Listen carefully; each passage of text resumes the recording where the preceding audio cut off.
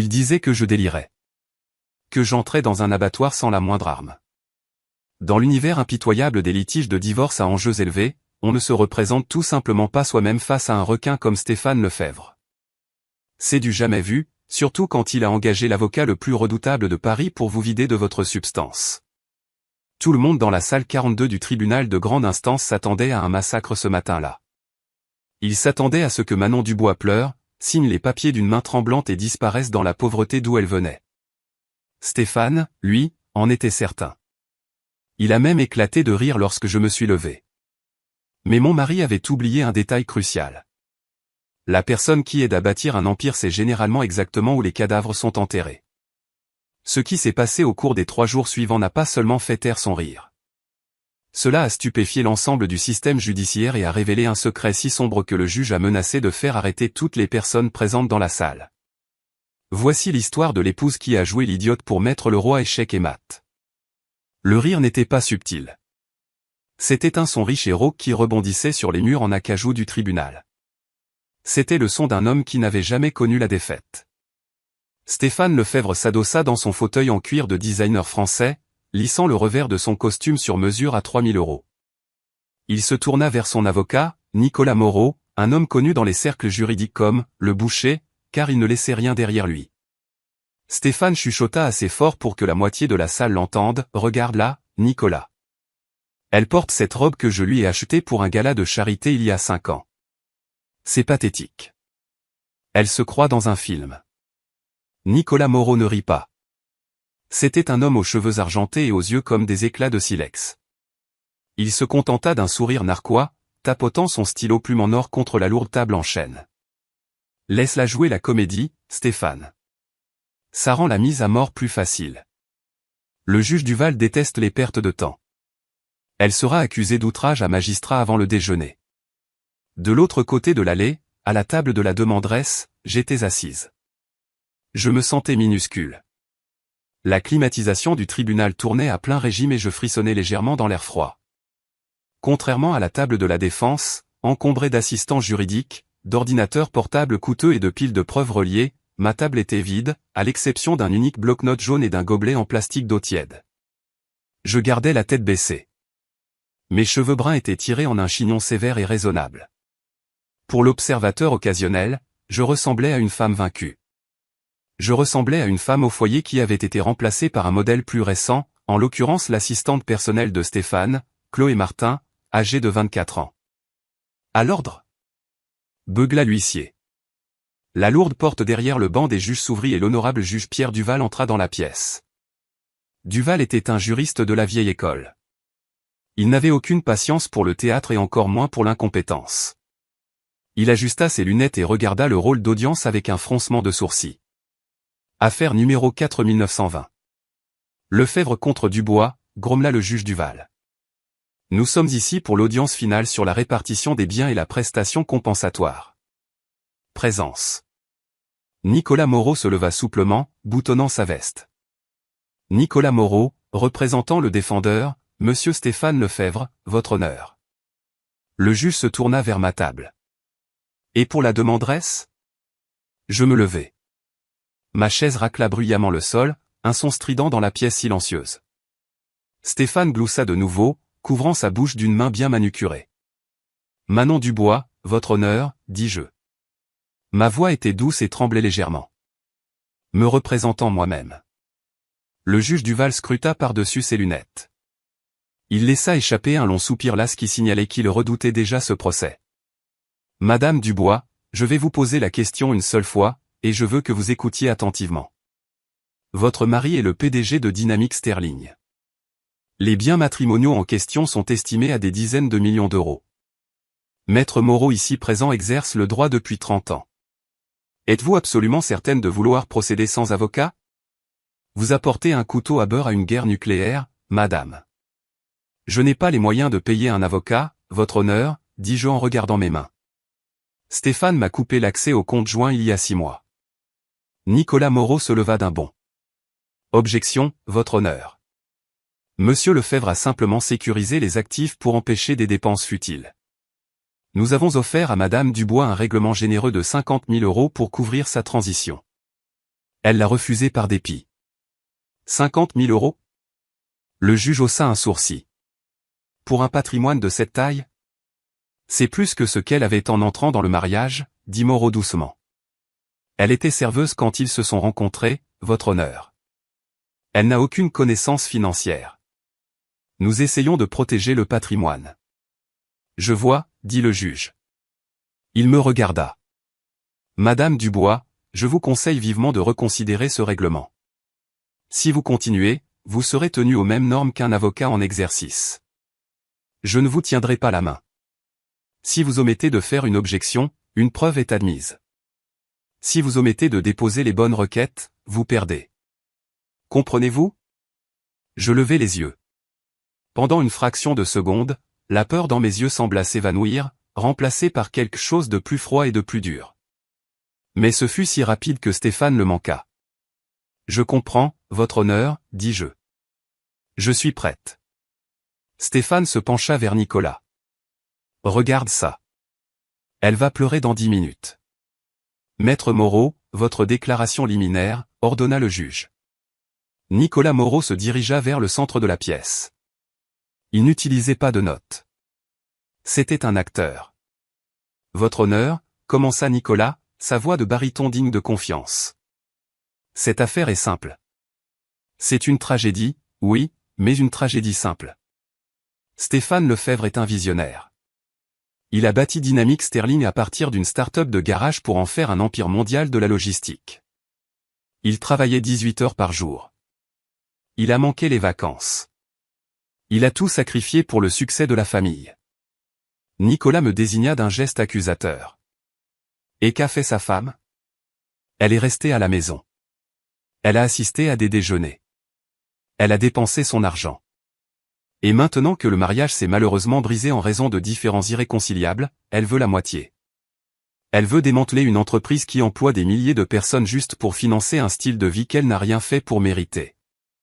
Nous prouverons qu'il existe un contrat de mariage avec clause d'apport, qu'elle prétend avoir perdu, et que ses contributions au mariage étaient négligeables. Nous demandons au tribunal de limiter la prestation compensatoire au minimum légal et d'accorder à Monsieur Lefebvre la pleine rétention des actions de la société. Il s'assit. C'était une ouverture standard et solide. Elle peignait Stéphane en héros travailleur et moi en sensu. Madame Dubois, dit le juge. Votre déclaration liminaire, soyez brève. Je contournai la table. Je ne suis pas allé au pupitre. Je me tenais maladroitement au milieu de l'allée, tenant mon bloc-notes jaune contre ma poitrine comme un bouclier. Mon mari, Stéphane, et moi. Commençai-je, la voix tremblante. Il dit que je n'ai rien fait. Il dit que j'étais juste une serveuse. C'est vrai. J'étais serveuse aux Petits Zinc et à Montmartre quand nous nous sommes rencontrés. Stéphane leva les yeux au ciel. Voilà l'histoire à l'eau de rose, pensa-t-il. Mais je continuai, reprenant mon souffle. La loi dans ce pays parle d'un partenariat. Elle parle de bonne foi. Stéphane vous demande de croire qu'il a bâti Dynamic Sterling seul. Il vous demande de croire que les 50 millions d'euros dans le contrat d'assurance vie n'existent pas. La pièce devint silencieuse. La tête de Nicolas Moreau se redressa brusquement. Stéphane se figea. Quel contrat? Demanda le juge Duval en se penchant en avant. Le contrat d'assurance vie, votre honneur, dis-je, ma voix se stabilisant. Et la société écran aux îles Vierges britanniques enregistrée sous le nom de Blue Ocean Holdings. Et les 3 propriétés commerciales à Bordeaux achetées au nom de son chauffeur, Léo Durand. Le visage de Stéphane passa de suffisant à violacé en l'espace de 3 secondes. Il frappa la table de sa main. C'est un mensonge. Elle ment. Monsieur Lefebvre, asseyez-vous. Aboya le juge. Il tourna son regard vers moi. La pitié avait disparu, remplacée par un intérêt aigu. Madame Dubois, ce sont des allégations graves. Alléguer des actifs cachés sans preuve est un moyen rapide de voir votre affaire rejetée et de payer les frais de justice de la partie adverse. Je sais, votre honneur, dis-je. Je retournai à ma table et pris un unique document. Je n'ai pas de diplôme de droit, mais j'ai les factures. Et j'ai les relevés de virements bancaires. Je tendis un papier à l'huissier.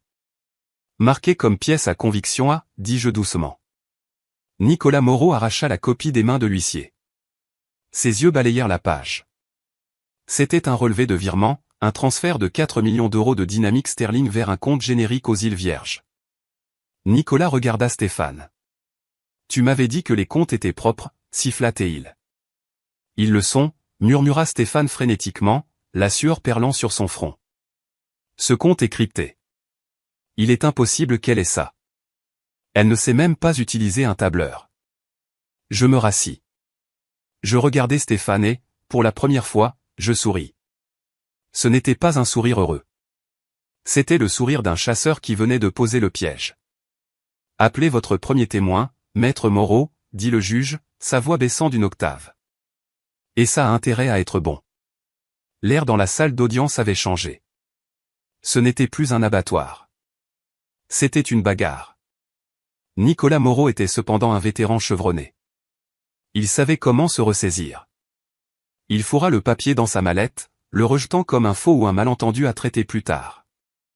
J'appelle monsieur Bruno Dubois à la barre, annonça Nicolas. Bruno Dubois était le directeur financier de Stéphane.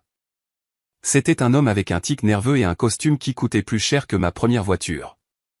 Il prêta serment. Monsieur Dubois, commença Nicolas en arpentant la salle. Vous gérez les finances de Dynamique Sterling. Correct? C'est exact, dit Dubois. Connaissez-vous les affirmations de la demanderesse concernant des actifs cachés aux îles Vierges britanniques ou un contrat d'assurance vie? Je n'ai jamais entendu parler de telles choses, mentit Dubois avec aisance. Nos livres sont audités annuellement. Tout est en règle. Madame Dubois confond probablement les dépenses d'exploitation standard avec je ne sais quelle fantaisie qu'elle a inventée. Merci, dit Nicolas en regardant le juge. Vous voyez, votre honneur, un malentendu sur des finances d'entreprise complexes. Il se tourna vers moi. Votre témoin. Je me levai. Je n'ai pas apporté mon bloc-notes cette fois. Je me suis approché directement de la barre des témoins. J'ai regardé Bruno Dubois dans les yeux. Dubois s'agita sur son siège. Il me connaissait depuis 10 ans. Il venait dîner à Noël. Il savait que je faisais un excellent gratin dauphinois. Il ne savait pas que je savais lire un bilan. Bonjour, Bruno, dis-je. Madame Dubois, hocha-t-il la tête avec raideur. Bruno, vous souvenez-vous du séminaire d'entreprise à Courchevel en 2021? Oui, j'y étais. Vous souvenez-vous m'avoir donné votre ordinateur portable à garder pendant que vous alliez skier parce que vous aviez peur de le laisser dans le coffre de la chambre d'hôtel? Dubois cligna des yeux. C'est possible. Je ne me souviens pas. Moi, je m'en souviens, dis-je. Vous étiez très ivre ce soir-là, Bruno. Vous m'avez dit que le mot de passe était l'anniversaire de votre fille. Le 14 juillet 2012. Objection. Cria Nicolas. Pertinence. J'y viens, votre honneur, dis-je calmement. Bruno, est-il vrai que Dynamique Sterling utilise un logiciel appelé Shadow Ledger pour la comptabilité interne? Le visage de Dubois se vida de sa couleur. C'est un outil standard de l'industrie. Vraiment? Je sortis un papier de ma pile. Parce que j'ai fait quelques recherches. Shadow Ledger est un système de comptabilité en partie double conçu spécifiquement pour tenir 2 jeux de livres. Un pour le fisc et un pour les propriétaires. Est-ce exact? J'invoque mon droit au silence, balbutia Dubois. La salle d'audience halta. Vous ne pouvez pas invoquer votre droit au silence dans un procès de divorce civil concernant une procédure d'entreprise, à moins que vous n'admettiez un crime, monsieur Dubois, gronda le juge Duval. Répondez à la question. Il a cette capacité, murmura Dubois. Je continuai, implacable. La nuit du 14 décembre 2023, juste 3 jours avant que Stéphane ne demande le divorce, avez-vous supervisé un transfert de 6 millions d'euros intitulé honoraires de consultation à une société appelée Orion Group? Stéphane me l'a dit, lâcha Dubois, regardant son patron avec panique. Il a dit que c'était pour une expansion future. Et qui possède Orion Group, Bruno? Je ne sais pas, mentit Dubois. Je me tournai vers le juge.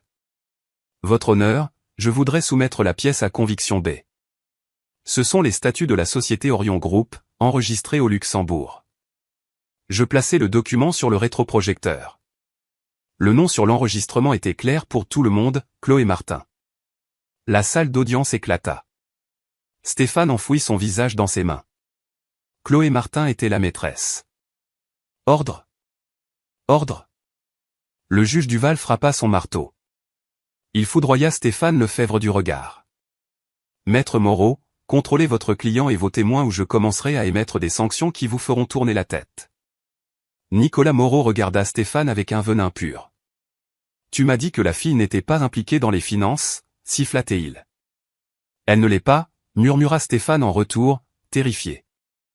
J'ai juste utilisé son nom. Je ne pensais pas que Manon le trouverait. C'est une femme au foyer, Nicolas. Elle tricote. Je retournai à ma table. Je m'assis et pris une gorgée d'eau. Ma main tremblait violemment maintenant. L'adrénaline se dissipait, me laissant nauséeuse. Je regardais Stéphane. Il ne riait plus. Il me regardait avec un mélange de peur et de confusion. Il ressemblait à un homme qui était entré dans sa propre maison et avait trouvé un étranger assis dans son fauteuil. Mais je savais que ce n'était que le début. Exposer l'argent était la partie facile. Le plus difficile était de prouver pourquoi je le méritais. Car Stéphane avait une dernière carte à jouer, une carte qui pouvait détruire ma réputation et me laisser sans rien, peu importe l'argent. Nicolas se leva. Il ajusta sa cravate. Il avait l'air dangereux maintenant. Le sourire narquois avait disparu, remplacé par le regard froid et calculateur d'un prédateur qui avait été blessé. Votre honneur, dit Nicolas, sa voix glaciale. Nous aimerions laisser de côté les finances pour un moment. Nous aimerions aborder la question du comportement. Nous appelons Madame Manon Dubois à la barre. Je me figeai. C'était ça. Le contre-interrogatoire. Je me levai et me dirigeai vers la barre des témoins. Madame Dubois, commença Nicolas en s'approchant de moi, envahissant mon espace personnel. Vous semblez très bien connaître les affaires de votre mari aujourd'hui. De manière surprenante. Je suis attentive, dis-je. Vraiment? Sourit narquoisement Nicolas. Parce que selon une déclaration sous serment de votre ancien psychiatre, le docteur Laurent Petit, vous souffrez de délire paranoïaque. N'est-il pas vrai que vous avez été interné en 2018 pour une dépression nerveuse? La salle redevint silencieuse. C'était le linge sale. J'ai cherché de l'aide pour une dépression, dis-je doucement. J'ai perdu un enfant. Ah, oui, dit Nicolas, sa voix dégoulinant d'une fausse sympathie. Une tragédie. Mais pendant cette période, vous avez accusé votre mari de vous espionner. Vous l'avez accusé de manipulation psychologique. Vous étiez sous médicaments, n'est-ce pas? Oui. Et n'est-il pas vrai, se pencha Nicolas, que vous avez l'habitude d'inventer des histoires pour attirer l'attention? Que vous êtes, en termes médicaux, une narratrice peu fiable? Je regardai le juge, puis Stéphane. Stéphane souriait à nouveau. C'était son récit. Manon la folle. La triste Manon folle. J'étais sous médicaments, dis-je, ma voix gagnant une force que je n'avais pas ressentie depuis des années. J'étais sous médicaments parce que mon mari me manipulait psychologiquement. Et ça aussi, je peux le prouver. Nicolas Moreau laissa échapper un petit rire dédaigneux et secoua la tête. Comment? Demanda-t-il en regardant le juge avec un sourire narquois. Avec d'autres documents volés, Madame Lefebvre? Non, dis-je calmement. Avec les enregistrements. Nicolas cessa de rire instantanément. Son sourire s'évapora. Quels enregistrements? Demanda-t-il. La loi française autorise l'enregistrement si cela sert à prouver un délit, dis-je, citant parfaitement de mémoire la jurisprudence pertinente. Pendant les 2 dernières années de notre mariage, je portais un enregistreur vocal numérique dans ma poche. Chaque menace, chaque aveu, chaque fois que Stéphane m'a dit qu'il me détruirait si j'essayais de le quitter. J'ai tout. Je plongeai la main dans mon sac et mes doigts se refermèrent sur le plastique froid d'une petite clé USB noire. Je la sortis et la brandis pour que toute la salle la voie. Pièce à conviction c'est, votre honneur, dis-je. Stéphane bondit sur ses pieds si vite qu'il renversa sa lourde chaise en cuir dans un fracas. Elle ne peut pas faire ça. Hurla-t-il, le visage devenant rouge et tacheté. C'est une conversation privée, Nicolas. Arrête-la. Asseyez-vous. Rugit le juge. La voix du juge Duval résonna contre les murs en acajou. Maître Moreau, si votre client parle encore une fois sans y être invité, je demanderai à l'huissier de le bâillonner. Stéphane se figea, la poitrine haletante, et se laissa lentement retomber sur sa chaise. Le juge Duval tourna son regard vers moi. Madame Dubois, vous me dites que vous avez des preuves audio du défendeur admettant quoi, exactement? Je regardai Stéphane droit dans les yeux. Je plongeai mon regard dans ses yeux bleus terrifiés. Admettant la fraude, votre honneur. Et admettant qu'il a payé le docteur Laurent Petit pour falsifier mon diagnostic afin de me garder sous contrôle. Le silence dans la salle d'audience était lourd et suffocant. C'était comme si tout l'oxygène avait été aspiré de la pièce. Même la sténographe judiciaire s'arrêta de taper, ses mains planant au-dessus des touches. Lancez-le, ordonna le juge Duval. L'huissier s'approcha et prit la clé USB de ma main tremblante. Il la brancha sur le système audiovisuel du tribunal. Un écran de projection descendit lentement du plafond, affichant une simple interface de lecteur multimédia. Le juge Duval s'adossa dans son fauteuil à haut dossier, son visage impénétrable. Maître Moreau, j'autorise ceci en vertu de l'exception de crime fraude au secret conjugal. Si cet enregistrement contient la preuve d'un crime, votre objection est rejetée avant même que vous ne la formuliez. Nicolas Moreau n'objecta pas. Il était trop occupé à fixer son client avec un regard d'horreur naissante. Stéphane agrippait le bord de la table de la défense si fort que ses jointures étaient blanches. Il ressemblait à un homme regardant le compte à rebours d'une bombe qu'il ne pouvait pas arrêter. Lancez-le, répéta le juge. Les haut-parleurs du tribunal crépitèrent de parasites, puis une voix emplit la pièce. C'était sans équivoque celle de Stéphane Lefebvre. L'audio était clair, enregistré dans un espace avec un léger écho, probablement notre salle de bain principale avec ses hauts plafonds et ses sols en marbre. Arrête de pleurer, Manon, ricana la voix enregistrée. C'est pathétique. Tu crois vraiment que quelqu'un va te croire? Tu es une décrocheuse qui a eu de la chance. Je sais ce que tu fais avec les comptes aux îles Vierges, Stéphane, dit ma voix sur l'enregistrement, semblant petite et effrayée. J'ai vu les papiers dans ta mallette. Le rire de Stéphane sur l'enregistrement était cruel. Tu as vu des papiers. Tu ne sais même pas ce que tu regardais. Mais disons que si. Disons que tu le dis à quelqu'un. Qui vont-ils croire? Le PDG d'une entreprise du CAC 40 ou la femme au foyer hystérique qui a passé un mois dans un service psychiatrique? C'est toi qui m'y as mise, chuchotai-je sur la bande. Tu as dit au docteur Petit de dire que j'étais paranoïaque. Je ne lui ai rien dit, se vanta la voix de Stéphane. Je l'ai acheté. 50 000 €, c'est beaucoup d'argent pour un psy avec des dettes de jeu. Il écrira le diagnostic que je veux. Paranoïa, schizophrénie, bipolarité. Fais ton choix. Si tu essaies de toucher à mon argent, Manon, je ne me contenterai pas de divorcer. Je te ferai interner de façon permanente. Je m'assurerai que tu baves dans une tasse pour le reste de ta vie pendant que je profite de mon argent avec quelqu'un qui l'apprécie. Maintenant, dégage de ma vue. L'enregistrement s'arrêta. Le silence qui suivit fut plus assourdissant que l'enregistrement lui-même.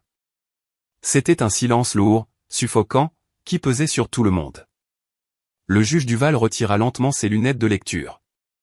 Il les nettoya avec un petit chiffon en microfibre, ses mouvements délibérés et terriblement calmes. Il les remit et regarda la table de la défense. Maître Moreau, dit le juge, sa voix à peine un murmure mais tranchant la pièce comme un couteau. Votre client vient-il d'admettre avoir soudoyé un professionnel de la santé pour falsifier un diagnostic de santé mentale dans le but de discréditer un témoin? Nicolas Moreau se leva. Il était pâle. Le sang avait quitté son visage. Votre honneur, je n'ai jamais entendu cet enregistrement auparavant. Je ne peux pas vérifier son authenticité. Il pourrait s'agir de technologie et deepfake. Il pourrait être généré par IA. Ce n'est pas une IA, dis-je de ma table. Je me levai, mes jambes se sentant plus fortes maintenant. Parce que je ne suis pas venu seul, votre honneur. J'ai un témoin. Qui? Lança Stéphane, sa voix se brisant. Qui as-tu? Tu n'as pas d'amis. Je t'ai isolé de tout le monde. Je regardai au fond de la salle d'audience. Les lourdes portes en chêne s'ouvrirent. Un homme entra. Il était débraillé. Il portait un costume bon marché trop grand de 2 tailles et taché au col. Il avait l'air de ne pas avoir dormi depuis une semaine. Il marchait en traînant les pieds, ses yeux parcourant nerveusement la pièce. C'était le docteur Laurent Petit. Stéphane suffoqua, le son résonnant dans la pièce silencieuse. « Non », murmura-t-il. « J'appelle le docteur Laurent Petit à la barre », annonçai-je. Nicolas Moreau regarda Stéphane avec un venin pur. « Tu as dit qu'il était en Europe », siffla Nicolas. « Tu as dit qu'il était injoignable. » « Il l'était », siffla Stéphane en retour. « J'ai payé son billet d'avion. » Le docteur Petit s'approcha de la barre. Il refusa de regarder Stéphane. Il regarda le sol, ses mains tremblant violemment alors qu'il en posait une sur la Bible pour prêter serment. « Docteur Petit », dis-je en m'approchant de la barre des témoins. « Vous m'avez traité en 2018, n'est-ce pas ? » « Oui », marmonna Petit. « Et vous avez signé une déclaration sous serment soumise par Maître Moreau ce matin, affirmant que je souffre de graves délires paranoïaques. Cette déclaration est-elle vraie ? » Petit leva les yeux vers le juge. Il regarda l'huissier qui se tenait près de la porte, une main posée sur sa ceinture. Petit déglutit difficilement.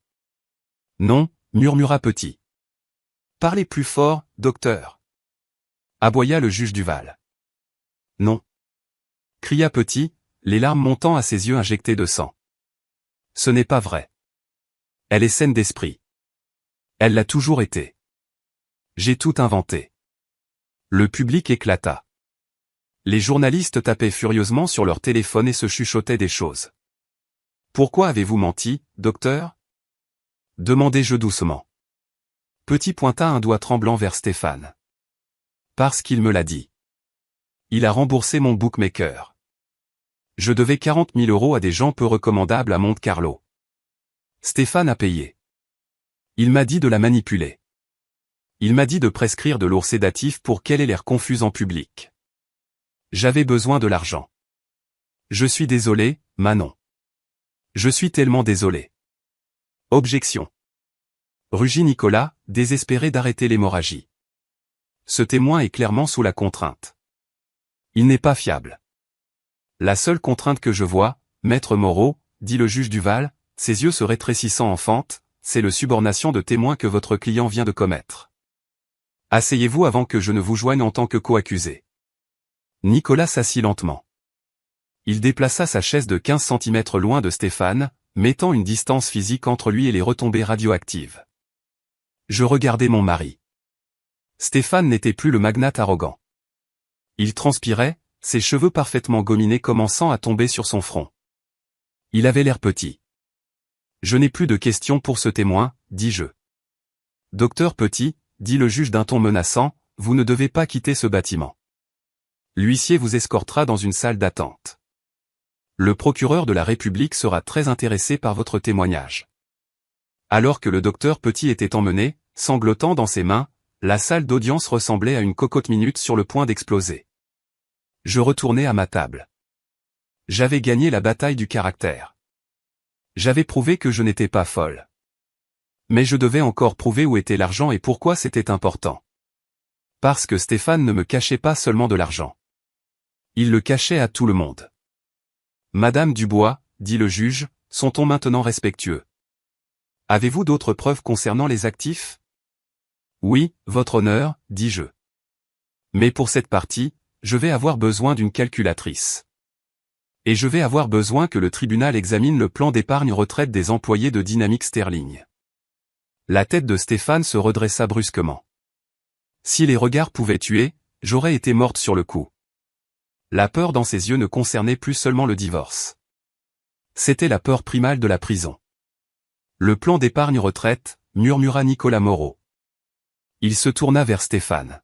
« Que as-tu fait, Stéphane ? Dis-le-moi tout de suite.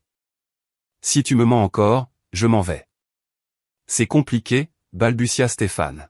« J'ai emprunté dessus, juste temporairement, pour couvrir les appels de marge sur l'expansion. » Nicolas ferma les yeux et se pinça l'arête du nez.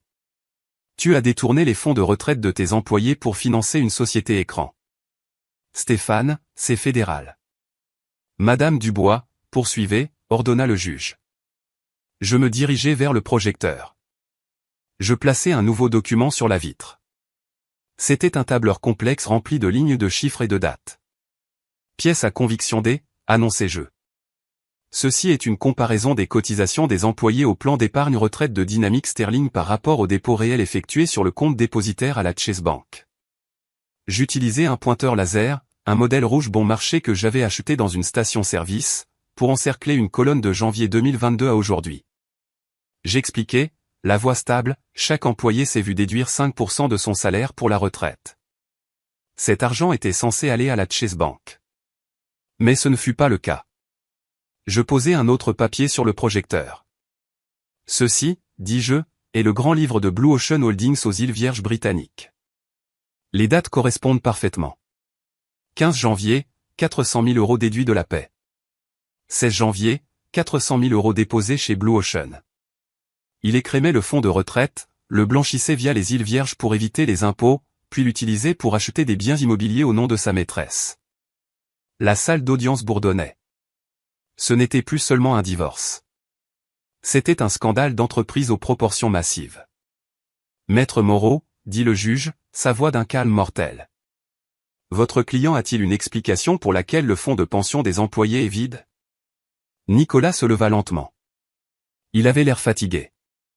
Il ressemblait à un homme qui réalisait que sa carrière pourrait se terminer aujourd'hui, avec celle de son client. Votre honneur, dit Nicolas. Nous demandons une suspension de séance. Je dois m'entretenir avec mon client concernant une éventuelle responsabilité pénale.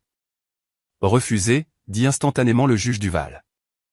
Nous sommes au milieu d'un procès. Si votre client souhaite invoquer son droit au silence contre l'auto-incrimination concernant le détournement de fonds, il peut le faire. Mais cela me permettra de tirer une conclusion défavorable concernant les biens matrimoniaux. En termes simples, Maître Moreau, s'il se tait pour éviter la prison, il perd le divorce. S'il parle pour gagner le divorce, il va en prison. Choisissez. C'était l'échec et mat ultime. Stéphane se leva. Il bouscula Nicolas. C'est ridicule, cria Stéphane. Je suis le PDG. C'est mon entreprise. Je peux déplacer le capital où je veux. J'allais le rembourser. C'était un prêt-relais. Un prêt-relais non autorisé par le conseil d'administration? Demandai-je calmement de ma table. Parce que j'ai les procès-verbaux des réunions du conseil ici, Stéphane. Tu ne leur as jamais dit. En fait, tu as renvoyé l'auditeur interne qui a posé des questions à ce sujet le mois dernier, n'est-ce pas? Monsieur Cole. Cole était incompétent. Hurla Stéphane, son visage virant au cramoisi. Tout comme toi. Tu te crois si intelligente, Manon. Tu crois que tu peux me faire tomber. J'ai bâti cet empire. Je suis Dynamic Sterling. Sans moi, tu n'es rien. Tu es juste une serveuse. Monsieur Lefebvre. Le juge frappa le marteau. Contrôlez-vous. Non. Stéphane était maintenant désarçonné. La façade du milliardaire coulé recueilli s'était brisée en 1000 morceaux. Elle a piraté mon ordinateur. C'est illégal. Cette preuve est irrecevable. Arrêtez-la. Je n'ai pas piraté ton ordinateur, Stéphane, dis-je doucement. La pièce se tut pour m'entendre. Je n'en ai pas eu besoin, continuai-je. Tu as lié ton iPad au compte cloud familial pour pouvoir télécharger des photos de tes voyages avec Chloé Martin. Tu étais si arrogant. Tu n'as même pas réalisé que chaque document que tu sauvegardais, chaque tableur que tu modifiais, était automatiquement sauvegardé sur le serveur familial au sous-sol. Le serveur que j'ai payé pour installer afin de stocker nos photos de mariage. Je le regardais avec pitié. Tu m'as tout pris, Stéphane. Ma dignité, mes amis. Tu as essayé de me prendre ma santé mentale. Mais tu as oublié de changer tes paramètres iCloud. Quelques personnes dans le public rirent. C'était un rire nerveux et choqué. Nicolas Moreau commença à ranger sa mallette. Où allez-vous, Maître Moreau? Demanda le juge Duval. Je me retire en tant que conseil, votre honneur, dit Nicolas, ne regardant pas Stéphane. Mon client m'a menti, m'a impliqué dans une subornation de témoins, et confesse actuellement une fraude électronique fédérale au procès-verbal. Je suis éthiquement tenu de me retirer. Asseyez-vous, Nicolas. Stéphane attrapa le bras de son avocat. Je te paie 1000 € de l'heure. Tu ne pars pas avant que je le dise. Lâche-moi. Gronda Nicolas en le secouant. Maître Moreau, vous resterez jusqu'à la conclusion de cette audience, décida le juge. Mais vous n'êtes pas tenu de commettre d'autres subornations de témoins. Maintenant, Madame Dubois, vous avez prouvé que les actifs existent. Vous avez prouvé les violences conjugales et la fraude. Quelle est votre demande de jugement? Je pris une profonde inspiration. Je regardai le bloc-notes jaune où j'avais écrit ma plaidoirie finale. Je n'en avais pas besoin. Je ne veux pas la moitié, votre honneur, dis-je. Stéphane se figea. Quoi? Je ne veux pas la moitié, répétai-je fermement. Je veux tout. Pour quel motif? Demanda le juge, intrigué. Pour motif de dissipation d'actifs, je citais le précédent juridique. Lorsqu'un conjoint gaspille ou dissimule malicieusement des actifs pour frauder l'autre, le tribunal a le pouvoir discrétionnaire d'attribuer 100% du patrimoine restant à la victime. Stéphane a vidé le fonds de pension. Il a dépensé des millions pour sa maîtresse. Il a caché le reste aux îles Vierges. Si vous lui donnez la moitié, il fuira le pays. Il a un vol réservé pour le Brésil ce soir à 22 h. Je brandis l'impression d'un billet d'avion. Pièce à conviction E. Je dis que Stéphane vérifia frénétiquement ses poches à la recherche de son téléphone. Il avait réservé ce vol il y a 2 heures pendant la pause toilette. Comment l'avait-elle? Mon iCloud, murmura-t-il, horrifié. Il présente un risque de fuite, votre honneur, dis-je. Je demande le contrôle total des actifs liquides restants, la propriété principale du couple, et les actions de Dynamic Sterling à détenir en fiducie afin que je puisse rembourser les employés qu'il a volés. C'était un geste noble. Je ne demandais pas l'argent pour des yachts. Je le demandais pour sauver les travailleurs. Le juge Duval regarda Stéphane. Il regarda les preuves. Il regarda la barre des témoins vide où le docteur Petit s'était assis. Je suis enclin à être d'accord, dit le juge. Monsieur Lefebvre, remettez immédiatement votre passeport à l'huissier. Je l'ai laissé à la maison, mentit Stéphane. Huissier, fouillez-le, ordonna le juge. L'huissier s'avança. Stéphane recula. Ne me touchez pas, cria Stéphane. Il regarda la sortie. Il regarda la fenêtre. C'était un animal piégé. Soudain, les lourdes portes doubles au fond de la salle d'audience s'ouvrirent en grand avec un bruit sec qui fit sursauter tout le monde. Tout le monde se retourna. 6 hommes et femmes en coupe-vent bleu marine avec des lettres jaunes entrèrent. Ils étaient suivis de 2 policiers en uniforme. Les lettres sur les vestes ne disaient pas FBI. Elles disaient AMF, Autorité des marchés financiers, et derrière eux, le PNF, le Parquet national financier. L'agent principal, une grande femme au visage sévère et aux cheveux tirés en un chignon serré, désigna la table de la défense. Stéphane Lefebvre, annonça-t-elle, je suis l'agent spécial Valérie Rousseau. Nous avons un mandat d'arrêt contre vous pour fraude boursière, détournement de fonds et blanchiment d'argent. Stéphane s'effondra sur sa chaise. Il me regarda. Je ne détournai pas le regard. Je ne souris pas. Je ne jubilais pas. Je regardais simplement. Je te l'avais dit, Stéphane, murmurai-je, bien qu'il ne pût m'entendre à travers la pièce chaotique. Je t'avais dit que je survivrais. Je t'avais dit que je n'étais pas folle. Ces mots résonnaient dans mon esprit, un mantra silencieux de justification, mais le drame était loin d'être terminé. Alors que les agents fédéraux se déplaçaient pour menotter Stéphane, Nicolas Moreau se leva de son siège à la table de la défense. Officier, dit Nicolas, sa voix tremblante alors qu'il pointait un doigt manucuré vers son propre client. Monsieur Lefebvre vient d'avouer d'autres crimes au procès-verbal. Je vous suggère d'obtenir immédiatement la transcription. Traître! Rugit Stéphane. Il se jeta sur Nicolas, son visage tordu en un masque de haine pure et sans mélange. Le chaos de l'arrestation de Stéphane Lefebvre mit 20 minutes à se dissiper. La vue du PDG milliardaire traîné dehors menotté, hurlant des obscénités à son avocat et à sa femme, était le genre de spectacle qui allait dominer le cycle des nouvelles de Paris à Los Angeles pendant des semaines. Quand les lourdes portes en chaîne se refermèrent enfin, laissant la salle d'audience dans un silence stupéfait et poussiéreux, seules quelques personnes restaient. Moi, le juge Duval, la sténographe judiciaire et Nicolas Moreau, qui fourrait frénétiquement des papiers dans sa mallette, ressemblant à un rat sentant que le navire s'était déjà brisé en deux. « Maître Moreau, dit le juge Duval, sa voix résonnant dans la pièce vide avec le poids d'un coup de marteau. Nicolas se figea, la main planant au-dessus d'une pile de dossiers. « Votre honneur, vous êtes dangereusement proche de la radiation. Si vous voulez sauver votre licence, vous coopérerez pleinement avec le séquestre nommé par le tribunal. Suis-je clair ? Cristal, votre honneur, dit Nicolas, essuyant une perle de sueur de son front. Il me jeta un regard. Pendant un instant, ses yeux se plissèrent, un regard de calcul froid plutôt que de défaite, avant de se hâter vers la sortie latérale. Je restai seul à la table de la demanderesse. Je me sentais étourdi. La chute d'adrénaline arrivait et elle allait être brutale. « Madame Lefebvre, ou devrais-je dire mademoiselle Dubois, dit doucement le juge. » Je levai les yeux. « Oui, votre honneur. » Compte tenu de l'inculpation fédérale et du gel des avoirs personnels de monsieur Lefebvre, la société, Dynamique Sterling, est effectivement sans tête. L'action va chuter dès l'ouverture du marché demain matin. Des milliers d'emplois sont en jeu. Je sais, dis-je, ma voix stable malgré le tremblement de mes mains. C'est pourquoi j'ai demandé le contrôle. Le juge Duval hocha lentement la tête. Je vous accorde une tutelle d'urgence sur les actions avec droit de vote détenues par le patrimoine matrimonial.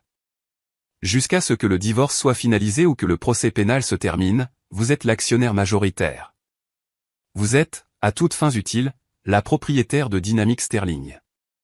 Il se pencha en avant, son expression grave. Soyez prudente, Manon. Vous venez d'abattre un loup, mais vous êtes sur le point d'entrer dans une fosse aux vipères. Le conseil d'administration ne vous accueillera pas à bras ouverts. Ils essaieront de vous dévorer vivante. Je ramassai mon bloc-notes jaune. Je ne me sentais plus comme la femme tremblante qui était entrée dans cette salle d'audience il y a 3 heures.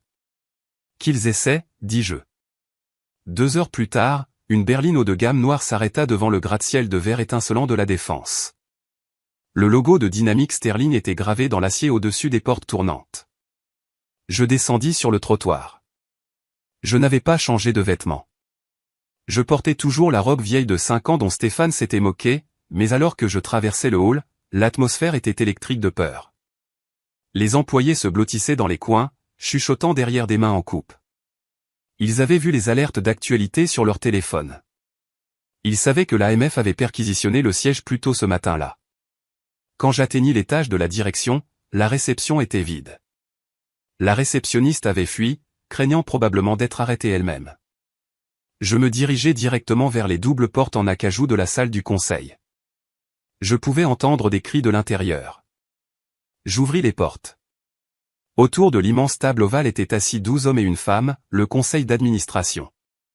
Ils se disputaient bruyamment, les téléphones collés à leurs oreilles, les cravates desserrées, les vestes de costume jetées sur les chaises. La pièce se tut à mon entrée. « Qui vous a laissé entrer ?» aboya Jean-Luc Mercier, le président du conseil. Mercier était un raideur d'entreprise de 70 ans avec une réputation de dépeçage d'entreprise. « Sécurité. Faites sortir cette femme d'ici. »« Asseyez-vous, Jean-Luc, dis-je. » Ma voix n'était pas forte, mais elle trancha la pièce surchauffée comme une lame de rasoir. Mercier ricana, son visage virant au cramoisi. « Excusez-moi, savez-vous qui je suis ? C'est une réunion restreinte. Rentrez chez vous faire des gâteaux, Manon. Votre mari est en prison et cette société est sous notre contrôle maintenant. » Je me dirigeai vers le bout de la table, vers le fauteuil vide de Stéphane. Je ne m'assis pas. Je me tins derrière, posant mes mains sur le dossier en cuir, sentant la texture froide sous mes paumes. En fait, dis-je en sortant l'ordonnance du tribunal de mon sac et en la faisant glisser sur la table polie. Elle est sous le mien. Mercier attrapa le papier. Il le lut, son visage devenant couleur de cendre. C'est insensé, balbutia Mercier. Duval vous a donné les droits de vote. Vous n'avez aucune expérience. Vous êtes une femme au foyer. Je suis la tutrice nommée par le tribunal de la succession Sterling, le corrigé-jeu, qui détient 51% des actions avec droit de vote. Ce qui fait de moi la présidente. Et comme premier acte, je déclare cette réunion ouverte. Nous ne tolérons pas ça, dit un autre membre du conseil, un homme corpulent nommé Henri Bernard. Nous déposons une requête d'urgence pour vous destituer. L'action a chuté de 40% en 2 heures. Nous devons vendre la division logistique à Amazon d'ici la fin de la journée pour sauver le capital. Non, dis-je. Comment ça, non? Bernard se leva, frappant la table de sa main. Vous ne comprenez rien aux affaires. Nous avons une crise de liquidité. Nous avons une crise de corruption, répliquai-je. Et nous ne vendrons pas la division logistique. Cette division emploie 4000 personnes en Rhône-Alpes et dans les Hauts-de-France. Si vous la vendez, ils perdent leur retraite à cause de la façon dont Stéphane a structuré la dette. J'ai lu les contrats, Henri. La pièce retomba dans le silence. Il me regardait différemment maintenant, non pas avec respect, mais avec prudence, comme si j'étais une bombe qui venait de commencer à faire tic-tac. Alors, quel est votre plan brillant? Ricana Mercier. Faire des câlins aux employés jusqu'à ce que l'action se redresse? Non, dis-je. Mon plan est d'extraire le cancer. Je plongeai la main dans mon sac et en sortis une pile de dossiers en manille. J'en jetai un devant Mercier, un devant Bernard, et un devant la femme membre du conseil, Monique Leroy. Qu'est-ce que c'est? Demanda Monique, ouvrant le dossier avec des doigts tremblants. Ça, dis-je, c'est un enregistrement du pot de vin que vous avez reçu pour la construction du nouvel entrepôt au Luxembourg. Vous avez approuvé une offre 20% plus élevée que le prix du marché. Et par coïncidence, l'entreprise de construction appartient à votre beau-frère, Monique. Monique pâlit. Je me tournai vers Mercier. Et vous, Jean-Luc, vous vendez à découvert des actions sterling depuis 3 mois. Vous saviez que Stéphane truquait les livres. Vous pariez contre l'entreprise que vous étiez censé protéger. Mercier referma le dossier d'un coup sec. C'est de la diffamation. C'est dans les emails, dis-je. Stéphane gardait tout. Il ne vous faisait pas plus confiance que vous ne lui faisiez confiance. Je me penchai en avant, agrippant le fauteuil jusqu'à ce que mes jointures blanchissent. Voici comment ça va se passer. Mercier, Bernard, Leroy, vous démissionnez. Avec effet immédiat. Vous invoquerez des raisons de santé personnelle. Si vous le faites, je ne remettrai pas ces dossiers aux agents de l'AMF qui sont actuellement en bas en train de saisir les serveurs. Si vous me combattez, vous partagerez une cellule avec Stéphane. Mercier regarda les autres membres du conseil. Ils détournèrent le regard, étudiant leurs chaussures ou le plafond. Il était seul. Vous êtes une sorcière, siffla Mercier. Je suis une épouse qui a été attentive, répondis-je. Dehors. Mercier se leva, attrapa son manteau et sortit en trombe. Bernard et Leroy suivirent, la tête baissée de honte. Je regardai les 9 membres du conseil restants. Ils restaient parfaitement immobiles, terrifiés. Maintenant, dis-je, m'asseyant enfin dans le fauteuil en cuir. Il était trop grand pour moi, mais je remplissais la pièce de ma présence. Parlons de la façon dont nous allons rembourser le fonds de pension. La première semaine de mon règne en tant que PDG par intérim de Dynamic Sterling fut un tourbillon d'adrénaline et de caféine. J'avais purgé le conseil, stabilisé l'action et gagné le cœur des employés. Pour le monde extérieur, j'étais l'héroïne victorieuse. Mais à l'intérieur de la suite exécutive silencieuse aux parois de verre au 42e étage, je ressentais un malaise lancinant. Je gagnais la guerre pour l'entreprise, mais je ne comprenais toujours pas pourquoi la guerre avait commencé. Pourquoi Stéphane, un magnate milliardaire, avait-il épousé la fille d'un animateur communautaire de Belleville il y a 10 ans? Il était 11 heures du soir un jeudi. Les agents d'entretien étaient partis depuis longtemps, laissant le bureau dans un silence lourd et pressurisé. J'étais assise à l'immense bureau en acajou de Stéphane, fixant une peinture d'une goélette du 19e siècle sur le mur. Je me souvenais que Stéphane s'était un jour vanté, à moitié ivre de scotch, qu'il gardait sa véritable assurance derrière ce navire. Je me levai, retirai la peinture et trouvai un coffre-fort mural. Je tapai le code. L'ego de Stéphane était si fragile qu'il utilisait son propre anniversaire, et la lourde porte en acier s'ouvrit avec un déclic.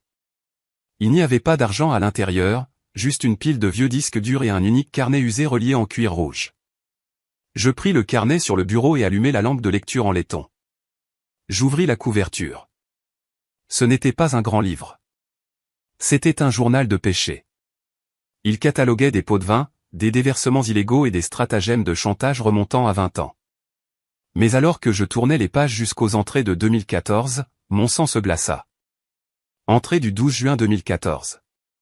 Cible identifiée. Manon Dubois, fille de Georges Dubois, le propriétaire des immeubles sur le front de mer. Il ne veut pas vendre. Il prétend que la terre est sacrée pour sa famille. NM dit que nous avons besoin d'une solution de contournement. Mes mains se mirent à trembler de manière incontrôlable. Dubois était mon nom de jeune fille. Mon père Georges avait été un homme têtu et fier qui était mort sans le sou. Du moins, c'est ce que je pensais. Je tournais la page, mon cœur martelant contre mes côtes comme un oiseau piégé. Entrée du 4 juillet 2014. NM suggère la voie du veuf. Si Georges meurt sans testament, la terre va à la fille. Si j'épouse la fille, la terre devient un bien matrimonial. Nous pouvons contourner la société de préservation historique. C'est plus propre qu'un rachat.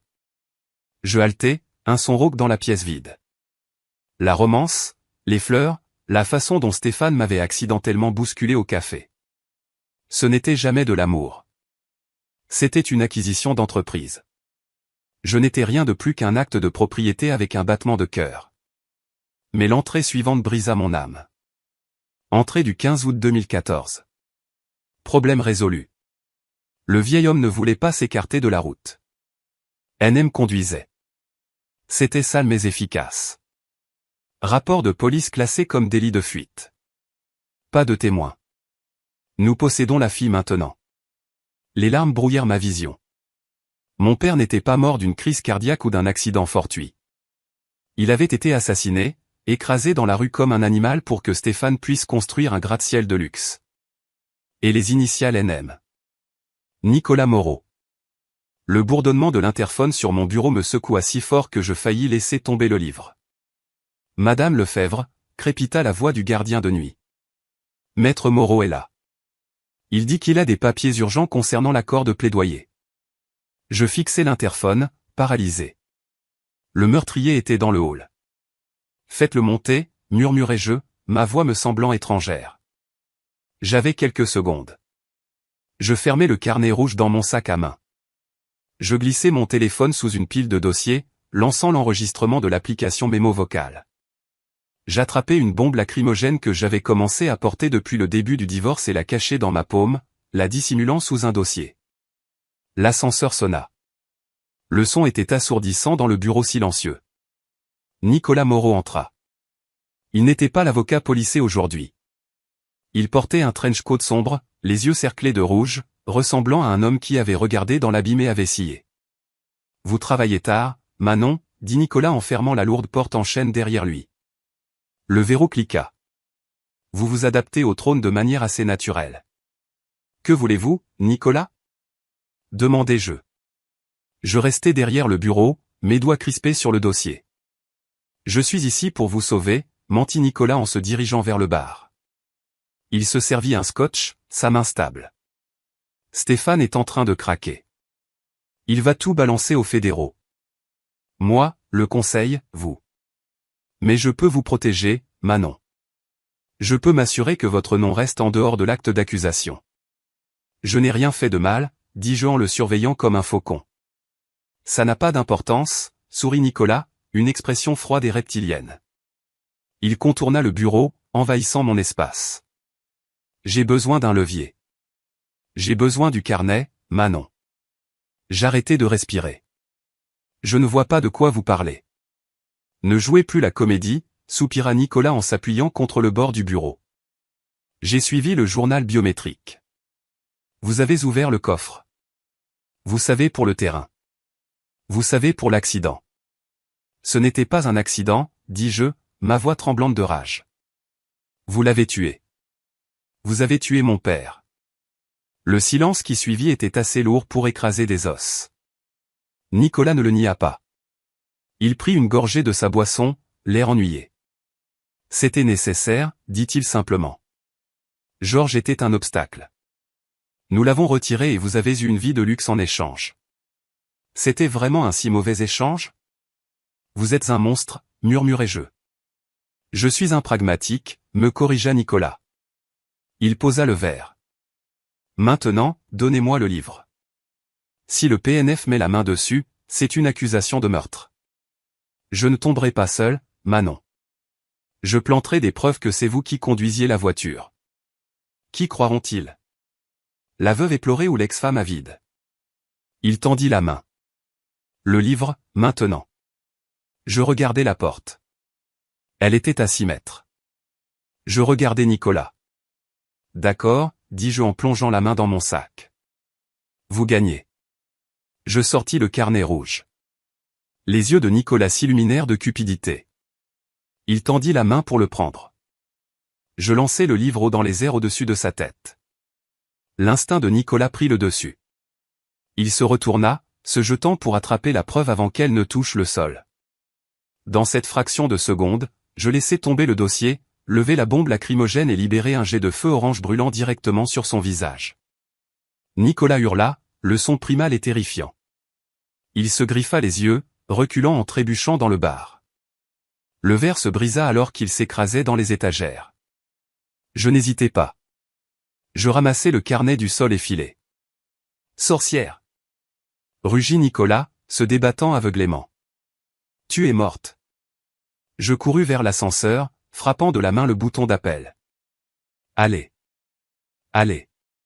Je pouvais entendre Nicolas trébucher dans le couloir derrière moi, maudissant dans une rage aveugle. Les portes s'ouvrirent. Je me jetai à l'intérieur et appuyai sur le bouton du hall. Alors que la porte se refermait, je vis Nicolas débouler dans le couloir, son visage enflé et rouge, un éclat de verre brisé à la main. Les portes se fermèrent, m'enfermant. Mais alors que l'ascenseur descendait, je savais que le cauchemar n'était pas terminé. J'étais piégé dans un bâtiment avec un tueur, et il n'y avait plus nulle part où se cacher. Les portes de l'ascenseur s'ouvrirent avec un joyeux ding qui semblait obscènement lumineux dans le hall sombre. Je trébuchais dans l'espace caverneux de marbre et de verre. Il était habituellement animé, mais ce soir, c'était une tombe silencieuse. Je courus vers les portes tournantes, mes talons claquant bruyamment sur le sol poli. Je poussai contre le verre lourd. Il ne bougea pas. La panique me serra la gorge. Le protocole de sécurité nocturne. Le bâtiment se verrouillait automatiquement à minuit. Je vérifiai frénétiquement mes poches, mais la carte d'accès de Stéphane avait disparu, tombée dans la lutte à l'étage. J'étais piégé. Manon. Le cri résonna dans la cage d'ascenseur, suivi du bruit sourd de pas dans la porte de l'escalier de secours. Nicolas n'avait pas attendu l'ascenseur. Il descendait les escaliers, et il se rapprochait à chaque seconde. Il avait pris les escaliers, alimenté par une rage meurtrière terrifiante qui semblait défier ses limites physiques. Manon Dubois plongea derrière le massif bureau de sécurité en granit dans le hall juste au moment où la lourde porte en acier de l'escalier s'ouvrit violemment, claquant contre le mur avec une violence qui résonna dans l'atrium vide. Nicolas Moreau entra en boitant dans le hall caverneux, et il ressemblait à quelque chose sorti d'un cauchemar. Ses yeux étaient injectés de sang et coulaient de larmes incontrôlables à cause de la bombe lacrymogène.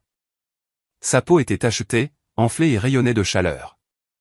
Dans sa main droite, il serrait un éclat de cristal lourd et dentelé, probablement un morceau cassé d'un trophée dans le couloir, maintenant réutilisé comme un poignard improvisé capable de dommages mortels. « Je sais que tu es ici, Manon » rapa Nicolas, sa voix sonnant comme du gravier broyé contre du verre alors qu'elle rebondissait sur les murs froids en marbre. Le bâtiment est en confinement total. Les portes sont magnétiques. Tu ne peux pas sortir et je t'assure que la police n'arrivera pas à temps pour te sauver. Manon s'accroupit plus bas, pressant son dos contre la pierre fraîche du bureau, serrant le carnet en cuir rouge contre sa poitrine comme un bouclier. Son autre main agrippait son smartphone si fort que ses jointures blanchirent. L'écran était allumé. L'appel avec l'agent spécial Valérie Rousseau, silencieux mais bien connecté. Tu crois vraiment que tu as gagné, n'est-ce pas? Railla Nicolas, se déplaçant lentement vers le centre de la pièce. Il chassait au son, inclinant la tête, essayant d'écouter au-delà du bruit du sang dans ses propres oreilles. Tu crois que juste parce que tu as trouvé un journal, tu peux nous faire tomber. Stéphane est faible. Il l'a toujours été. Mais moi, je résous les problèmes. Je règle les choses. Tout comme j'ai réglé le problème de ton père il y a toutes ces années. Il s'arrêta de bouger. Dans le silence du hall, la climatisation bourdonnait, mais ce n'était pas suffisant pour masquer le son de la respiration haletante et terrifiée de Manon derrière le bureau. Trouvé, murmura Nicolas. Il se jeta au coin du poste de sécurité avec une vitesse surprenante. Manon hurla, un son brut d'instinct de survie pure, et recula à quatre pattes, mettant de la distance entre elle et l'homme qui avait détruit sa famille. Elle recula vers l'immense fontaine décorative au centre du hall, l'eau cascadant sur ses tuiles d'ardoise. Nicolas combla la distance, levant le poignard de verre au-dessus de sa tête, son visage tordu en un masque de haine pure et sans mélange. « Donne-moi le livre, Manon, gronda Théil, la salive volant de ses lèvres. « Donne-le-moi maintenant, et je ferai ça vite. » Manon leva les yeux vers l'éclat de verre mortel qui captait les lumières du hall. Elle regarda l'homme qui avait orchestré les plus grandes tragédies de sa vie. Puis elle baissa les yeux sur le téléphone dans sa main. Quelque chose en elle changea. La peur s'évapora, remplacée par une résolution froide et dure. « Non, dit-elle, sa voix tremblante au début, mais gagnant en acier à chaque syllabe. Je ne te donne pas le livre, Nicolas. Mais je vais te donner un public. » Elle brandit le téléphone, l'écran brillant dans le hall sombre.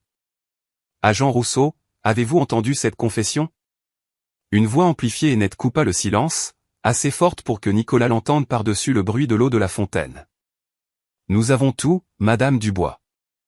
Restez à terre et regardez l'entrée principale. » Nicolas se figea, le bras toujours levé, la confusion obscurcissant ses yeux enflés. Soudain, le monde explosa. Les immenses portes tournantes en verre à l'avant du bâtiment de Dynamics Sterling volèrent en éclats avec un fracas assourdissant alors qu'un camion blindé du GIGN percutait l'entrée, le métal gémissant contre la pierre.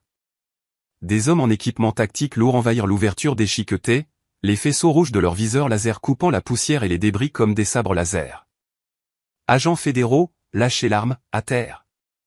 Les ordres furent aboyés avec autorité, rebondissant sur les hauts plafonds. Nicolas Moreau se tenait là, clignant des yeux sous les lumières tactiques aveuglantes, l'air petit et pathétique contre le mur des forces de l'ordre. Réalisant que c'était vraiment fini, que son argent et ses relations ne pouvaient pas le sauver de cela. Il laissa tomber l'éclat de verre. Il se brisa sans danger sur le sol en marbre. Il tomba à genoux, levant les mains en signe de défaite. Alors que les officiers l'assaillaient, le menottant et l'entraînant. L'agent spécial Valérie Rousseau traversa calmement les débris, ses talons claquant sur le sol. Elle s'approcha de Manon, qui se tenait près de la fontaine, tremblante alors que l'adrénaline commençait à quitter son corps. « Madame Dubois, ça va ?» demanda Rousseau, sa voix s'adoucissant. Manon prit une profonde inspiration et lui tendit le carnet rouge. « Tenez, murmura-t-elle, sa voix à peine audible. Le meurtre, la fraude, l'appropriation des terres. Tout est là-dedans. Chaque page. 6 mois plus tard, la chute de l'empire que Stéphane Lefebvre et Nicolas Moreau avaient bâti était absolue et irréversible.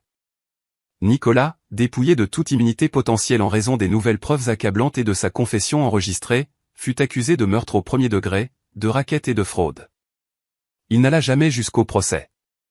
Il mourut en prison 3 mois après son incarcération, une fin solitaire pour un homme qui pensait posséder le monde. Stéphane Lefebvre, face à une montagne de preuves, accepta un accord de plaidoyer. Il accepta 25 ans dans une prison fédérale.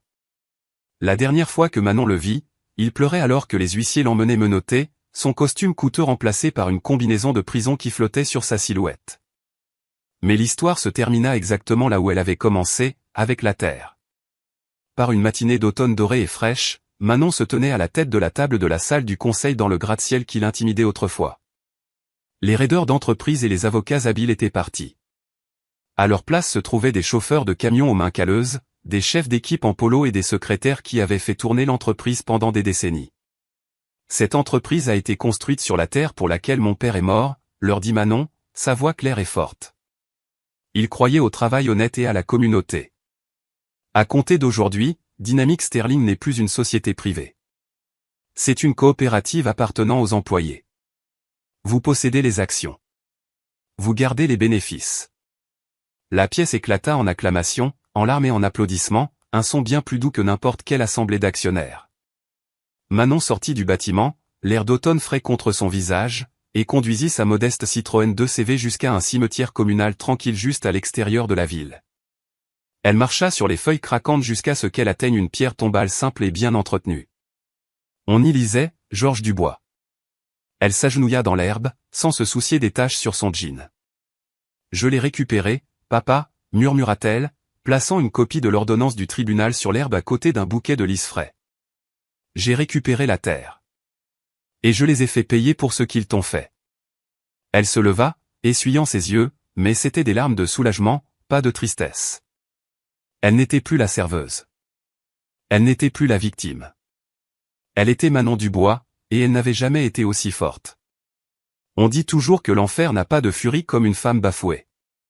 Mais Manon a prouvé que la furie n'est pas toujours bruyante, et elle n'est pas toujours chaotique. Parfois, la vraie furie est organisée. Elle est patiente. Et elle est légale. Stéphane et Nicolas pensaient qu'ils étaient intouchables parce qu'ils avaient de l'argent, du pouvoir et la loi à leur solde. Ils se sont moqués de Manon parce qu'elle n'était qu'une épouse, juste un inconvénient temporaire. Mais ils ont oublié la règle de survie la plus importante. On n'accule jamais, au grand jamais, une femme qui n'a plus rien à perdre. Manon n'a pas seulement gagné un règlement de divorce. Elle a démantelé un empire criminel brique par brique et a exposé un meurtre vieux de plusieurs décennies. Si vous avez apprécié cette histoire de justice servie glacée, veuillez cliquer sur le bouton j'aime. Cela aide vraiment la chaîne à se développer et nous fait savoir que vous voulez plus d'histoires comme celle-ci. N'oubliez pas de vous abonner et d'activer les notifications pour ne jamais manquer le drame. Dites-moi dans les commentaires, pensez-vous que 25 ans était suffisant pour Stéphane ou méritait-il la perpétuité comme Nicolas ?